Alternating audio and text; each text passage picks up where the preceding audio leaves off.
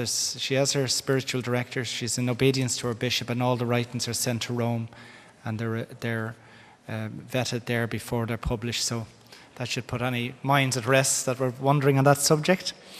All right. Okay, so now without any further ado, because we're tight on time, please put your hands together for Anne, the lay apostle. Thanks, Ben. How are you? Are you having a wonderful weekend? I thought during the Holy Hour was so blessed, and you could just feel God's graces. And this beautiful singer sings like an angel. You could just feel God's peace. So we are very grateful for all that Jesus has allowed for us from heaven on this weekend. And you know, I feel that we didn't come here, we were assembled. Heaven brought us here to be together and to benefit from everything that they want us to have for this time. Now, I said yesterday that I was going to say a few words about the sexual abuse scandals that we've experienced here and in so many other countries. And I am going to do that. I'm going to start with that. Now, there's a few simple points that have to be made. It's not confusing. The first one is, we all wish this had never happened. Am I right? Yes. Second one is, we all feel heartsick for every victim and every victim's family. Am I right? Yes. Okay. We are all determined to make sure that our communities, our families, and our churches are safe for God's children. Do you agree? Yes, it will happen. Now, I want to tell you a couple concerns that I have. We want to be alert because we know that this comes from God's enemy. Isn't it true? Okay, here's what I'm worried about. Here's where we need to be on our game and paying attention. Number one, there's a kind of a distortion that the enemy would like to make where it's people looking at priests with regard to this subject, okay? Now, so we have people here, and then there's a distortion of, and the priests are here, and we're looking at each other. No, that's wrong. That's not accurate. That's an inaccurate perspective. It's not heaven's perspective. I think heaven's perspective is we, the lay people, along with our priests and our church leaders, all need to stand together and look at this thing that is pedophilia. Do you understand? Yeah, thank you. That's good. I didn't hurt anyone by saying that. We have to have unity if we're going to benefit and move along in God's holiness where He wants to take our church. The other concern that I have that we want to be alert to is that people seem to be tempted toward a paralysis. Like they're paralyzed, like we can't talk about it, we can't move forward. It's almost like it's freezing some youth programs because we're so afraid to do anything. So now, that's not the way this should go. We should all be inspired to surge forward in our youth movements, in our church, and in our own holiness. So we need a holiness surge, an activity surge. The beautiful movements represented in the lobby all feel this. We're all inspired in our apostolates to really work hard for Jesus, and that's what Christ is bringing. That's what God wants to give to us, a determination to reclaim the forward momentum of our Catholic faith. Now, okay, this next one is another concern, and we have to view it as a temptation, and I mentioned it yesterday. The enemy would like to separate us from the leadership that God has willed for us in the church at this time. We, of course, resist this temptation, and it's time to have a spirit of love and support and obedience to the priests and bishops that God has chosen to escort his church in Ireland through this time. Anything else is a temptation. Okay. Now, you know what's very hard for me? I'll tell you. Recently, it's hard when people come at us about our church, isn't it? It's very painful. And, you know, there's all kinds of temptations that go with that. You'd like to just respond in anger, defensively. But that is a temptation. That's not what Jesus needs from us. Recently, I was getting a haircut, and a man started to talk about this situation, and he was irate, you know. And I'm listening. I know we have to listen. And he said, well, you know, I have to tell you, there are some Sundays when I have just stayed in bed. Now, he's a good Catholic man. I have just stayed in bed because I thought, well, why should I go and hear what a hypocrite has to say? Referring to one of our beautiful priests. And I was stunned. You could have come at it so many ways, couldn't you? There's 10 ways you could have come back at him. And I didn't know what to say. I thought, Lord, help me. And I said to him, well, I hope that flies with Jesus when you meet him. And mercifully, he laughed. He got it. He said, so it sounds like I'm making excuses for not going to Mass. I said, yes, that's exactly what it sounds like to me. Now, most people, we are not like that. Do you love your priests? Yes, we love our priests, and we thank God for all of our priests.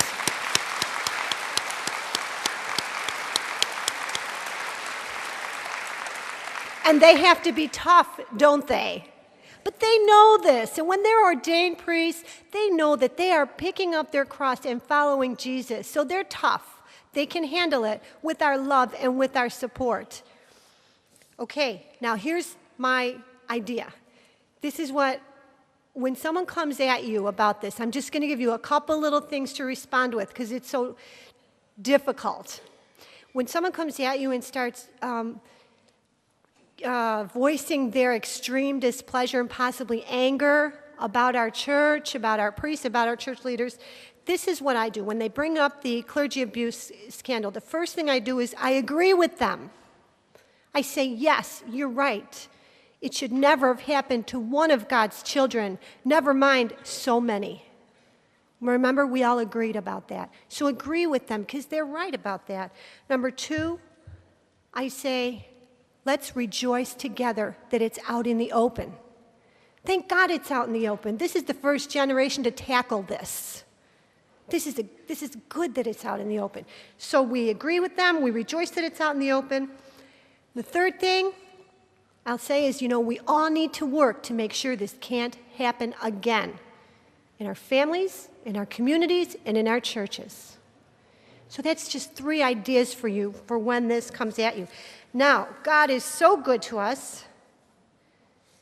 He's so good. And he has the healing for each one of us and for all victims. And I want to tell you what happened during the Holy Hour. A woman came up to me after the Holy Hour and she said, I'm a victim of abuse.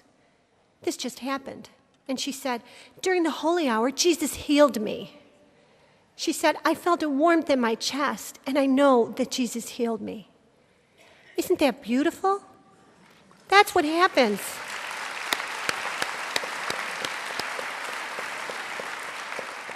All of our prayers today, I was going to say that's what happens when Father Cahill Price leads a Holy Hour. But we know that the power comes from Jesus Christ, and Father Cahill will be the first to say that. But that's what happens when we come together in God's love and we ask him for graces. He sends them. And this woman is going home healed. Praise God. Okay, I'll tell you a story. A few years back, some of you might have heard this if you come to us in Baileyborough. A few years back, I was in a hospital. And at the end of the ward were beautiful big windows. It was almost floor to ceiling, big, big windows. So I looked out and I was watching the sunset, and it was glorious.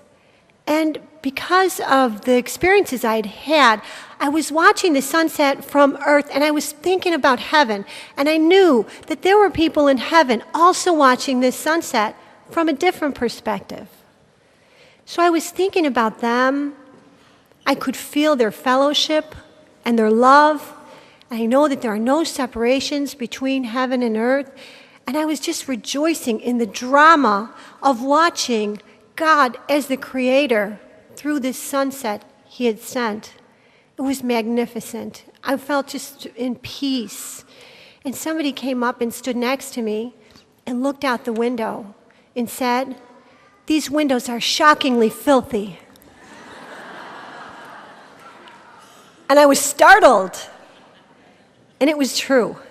Because if you're in Ireland, the outside of your windows is going to get shockingly filthy, because of the wind and the rain and the elements. It's a full-time job keeping these windows clean here. And so I didn't see the streaks on the window. All I saw was this drama taking place with God as the creator. But when I looked, I could certainly see the streaks.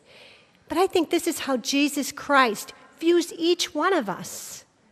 I think that Jesus looks at us and he doesn't see the streaks and the imperfections and the mistakes. I think the Lord looks past that and he delights and rejoices in the drama taking place in each one of our souls.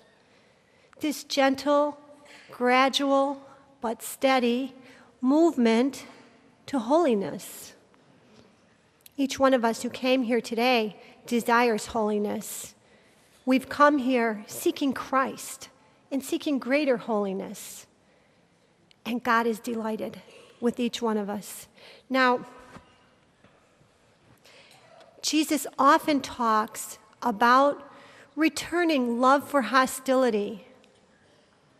And that is the acid test for a Christian, isn't it? Because it is one thing to love people who love you. It can be done. But when someone has hurt you, to return love for hostility is a great Christian challenge. It's the Holiness Olympics in which we are each called to compete. Now, who did this best? Jesus Christ. How did Jesus live his life? Jesus lived his life serving others. He lived his life healing others. He lived his life drawing people together, bringing people to him, not excluding people. We say the Catholic Church is a universal family, not an exclusive club. And that's what Jesus modeled. And how was he repaid? They crucified him. So each one of us, following the footsteps of Jesus, has to anticipate that we will be hurt. It will cost us something. If we want unity in our hearts, in our families, in our church, you and I will have to work for unity. We're going to have to move in our hearts. We're going to have to go out to meet unity. We're going to have to extend forgiveness. When we look at the cross, we see Jesus looking down from the cross. There were a couple people there. Of the apostles, which apostle was there? John, beautiful John. Was John known for being a tough guy? No, he was John the beloved. And you see, people, the strongest men I know are the most gentle. The toughest women I've met are often the quietest. It's love that makes you strong. It's love that gives you perseverance. Love brings a willingness to accept hostility and return love for it. And that's our Christian call. So we all want to be like St. John in the sense that we all want to remain with Jesus, faithful during this Passion time or during any Passion time in our life. The bishop spoke beautifully this morning, didn't he, about the tsunami. And then he said, we all have our personal tsunamis. Isn't that the truth? They stand out, don't they? You say there was before this happened and after this happened. Jesus once said to me about a great cross. He said, this cross will become your greatest joy. I believe that. I'm watching it happen in front of my eyes. Jesus speaks only the truth. Now, we have Mass in 2 minutes. So I'm going to look here and just close with something. Okay, just 2 thoughts I'm closing with. They might be closing in on me. First of all, every great lover of Jesus Christ will find himself at the foot of the crucifix. Isn't it true? Yes, and when you're there, in silence, in front of the crucifix, Jesus can whisper into your heart. And we're coming up on Lent. These whispers from the heart of Christ are the beginning of intimacy, eternal, permanent, between you and Jesus Christ. These whispers from the cross are our greatest treasures, our greatest nutrition while we serve in exile. Spend time at the foot of the crucifix, and the Lord will fill you with his most beautiful, sublime secrets. And from the crucifix to your heart, he will place forgiveness. Any forgiveness that you need, any obstacles, the Lord will take care of there. Now, there's another kind of whisper, and this is a whisper from hell. And this is how it goes. You're not good enough. You're not helpful. You're not really necessary. What you do is not important. Those are not from God. What does God say? I love you. I need you. You're my treasure. I will heal you. I have a plan for your life. I'll take care of you. I want you to be holy.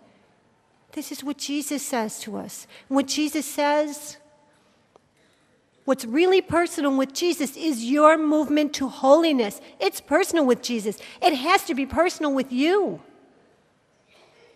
Jesus takes your holiness, that project, very personally. He never takes his eyes off you, ever.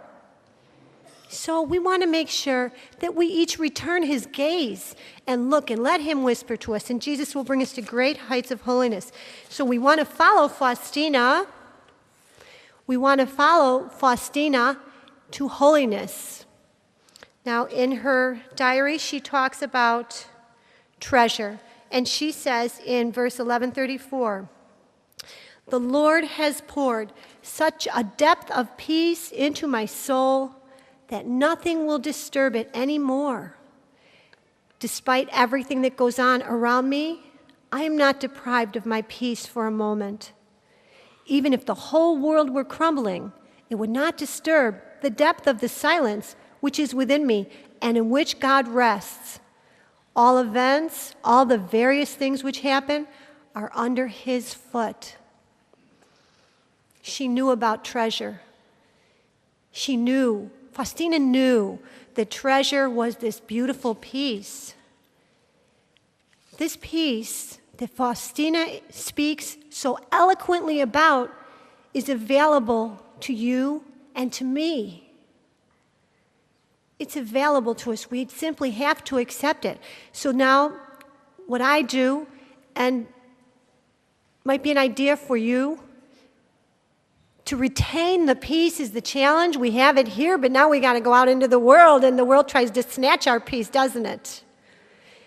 So all day long, as many times as necessary, we repeat with St. Faustina, Jesus, I trust in you.